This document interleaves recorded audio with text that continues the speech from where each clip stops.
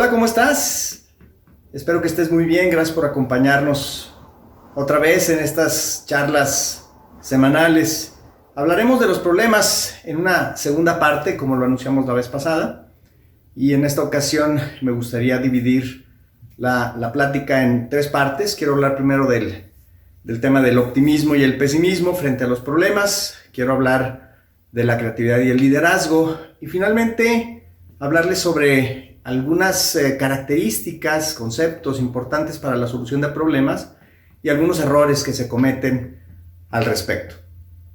Recordando lo que vimos en la ocasión anterior, está el tema de que la primera dificultad que enfrentamos para resolver un problema es considerar que los problemas son reales. Y decíamos, los problemas no son reales, son interpretaciones en nuestra cabeza que hacemos sobre la brecha entre dónde estamos y dónde deseamos estar. Entonces, el primer recordatorio, repaso, es que los problemas no son reales, sino que son interpretaciones. Decíamos, no es que no sean existentes, no son inexistentes, sino que no son reales, son interpretaciones mentales. Ese era el primer tema. El segundo tema que abordamos la vez pasada era el tema de las explicaciones, y la explicación que damos frente a un problema tiene mucho que ver, con la efectividad que tengamos para resolverlo, y decíamos que había dos tipos de explicaciones, no sin antes mencionar que decíamos las explicaciones también son interpretaciones y son como mapas de un mismo territorio. La explicación que cada persona da sobre un mismo problema es como elaborar diferentes mapas, hidrográfico, topográfico, etcétera, etcétera, sobre el mismo territorio. Por lo tanto, las explicaciones también son interpretaciones que varían de persona a persona, y decíamos que podíamos catalogar estas explicaciones en dos: las explicaciones tranquilizantes y las explicaciones generativas, asociadas a estos dos roles que también habíamos mencionado. Las explicaciones tranquilizantes tienen que ver con la víctima, y mientras que la explicación generativa tiene que ver con el rol del protagonista. La explicación tranquilizante tranquiliza a la víctima y apunta a culpar a algo o a alguien sobre el problema, mientras que la explicación generativa del protagonista apunta a generar acciones, a aumentar la capacidad de respuesta. Eso fue lo que vimos la vez pasada. Muy de la mano de estos dos roles, víctima y protagonista, está también el tema del pesimismo y del optimismo. La víctima es pesimista frente a los problemas y considera que la situación puede durar muchísimo tiempo. El pesimista reduce su capacidad de respuesta porque, como hemos dicho, se orienta a culpar a algo o a alguien. Entonces, el pesimista, ¿qué tipo de explicación da? Como una buena víctima, sus explicaciones son tranquilizantes. Por otro lado está el optimismo. Alguna vez escribí algo en redes sociales y decíamos, el optimismo es una mala táctica. Porque algunas personas piensan que el optimismo está relacionado con decir todo está bien, no pasa nada, cuando en realidad no es que no pase nada. El optimismo no tiene que ver con negar los hechos. El optimismo tiene que ver con tener una visión positiva del cómo sí. Por eso es que el optimismo está asociado al rol del protagonista. El optimista, desde el protagonista, ¿qué hace? Aumenta su capacidad de respuesta. Sus explicaciones son generativas. ¿De acuerdo? Entonces, pesimismo y optimismo. Pesimismo, víctima, explicaciones tranquilizantes. Optimismo, protagonista, explicaciones generativas. Por lo tanto, la manera o la postura más productiva para la solución de un problema es la postura del optimista, que ve cómo sí, qué acciones puede emprender para resolver el problema. Ese es el primer tema que quería tocar el día de hoy. Por otro lado está la creatividad y el liderazgo, dos características sumamente importantes para la resolución del problema. Sin embargo, si la mentalidad frente a la que vamos a resolver el problema o con la cual vamos a resolver un problema es la del pesimista, pues entonces la creatividad y el liderazgo desaparecen. La víctima no puede ser creativo porque se enfoca en echar la culpa. La víctima no puede ser líder porque piensa que el problema es insoluble, porque es terrible, porque es duradero, porque es permanente. Entonces, esta mentalidad del pesimista víctima resta creatividad y liderazgo.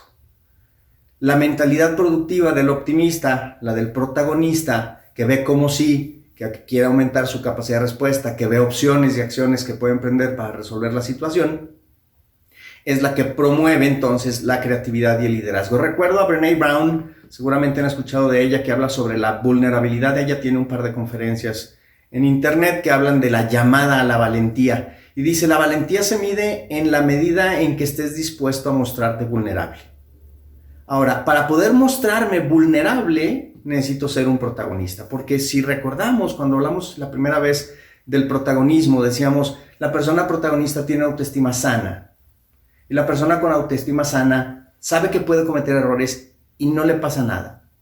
Sabe que puede decir, no sé, como el aprendiz, y no le pasa nada. Por lo tanto, el protagonista, el aprendiz, el optimista, puede ser creativo y puede ser líder porque no tiene ninguna objeción en presentarse como vulnerable. Es valiente porque está dispuesto a mostrarse como vulnerable. Por otro lado, la creatividad y el liderazgo finalmente son juicios que los demás pueden hacer sobre mí. Alguien podría decir, Juan Carlos no es creativo, Juan Carlos no es vulnerable, no es creativo, no es líder. A esas personas yo les preguntaría, pues, ¿contra qué estándar me comparas? Y cómo sí sería para ti creativo y líder.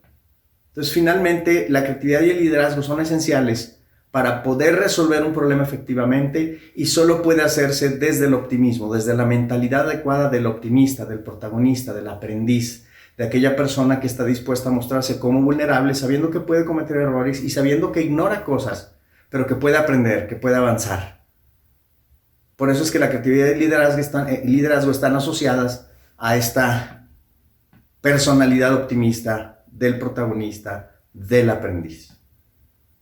¿De acuerdo? Creatividad y liderazgo son esenciales, pero no son asequibles, no son accesibles para la víctima, para el sabelotodo, para la persona con una autoestima defectuosa.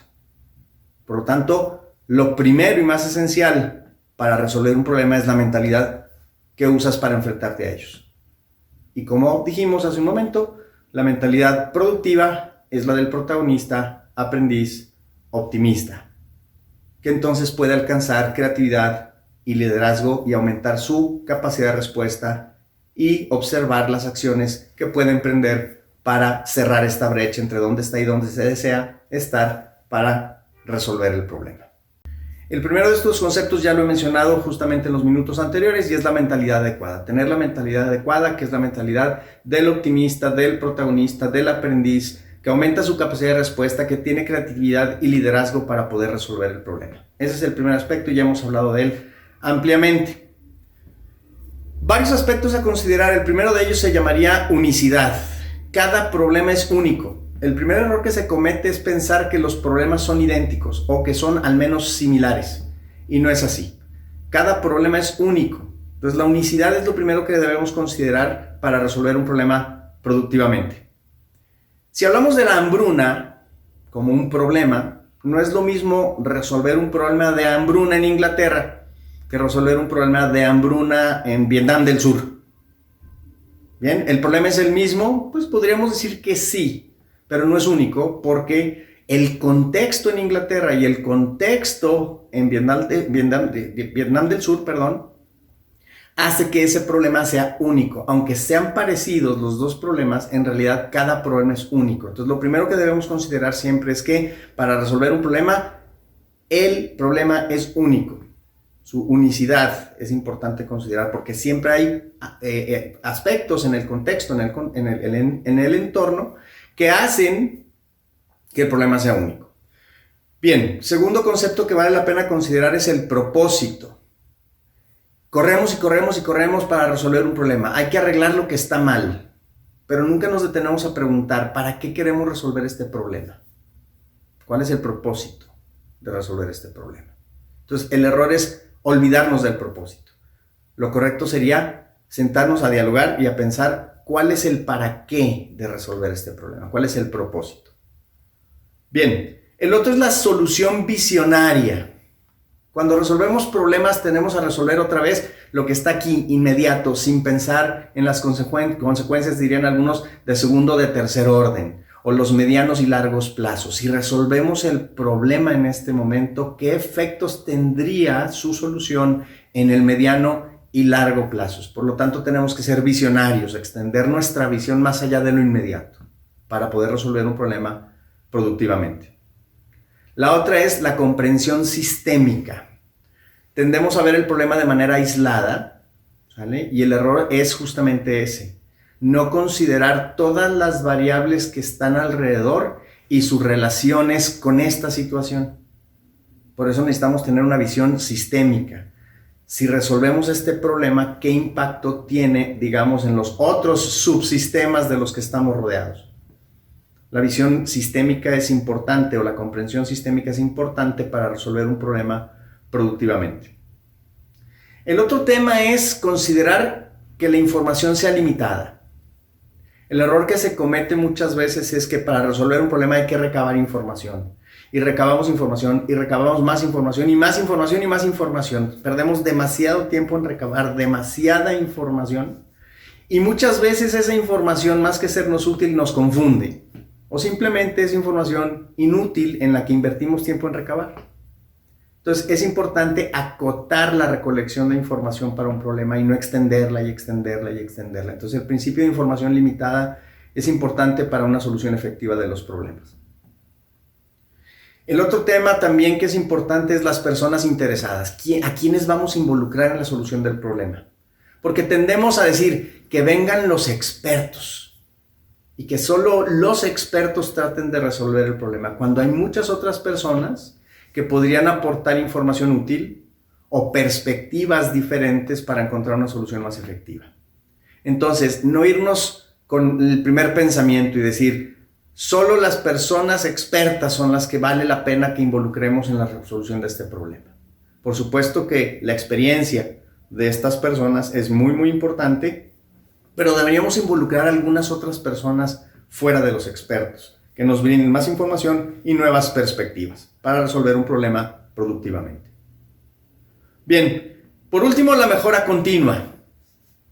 La mejora continua es importante porque tendemos otra vez a resolver un problema y decir, ya está, se acabó, ya está resuelto el problema.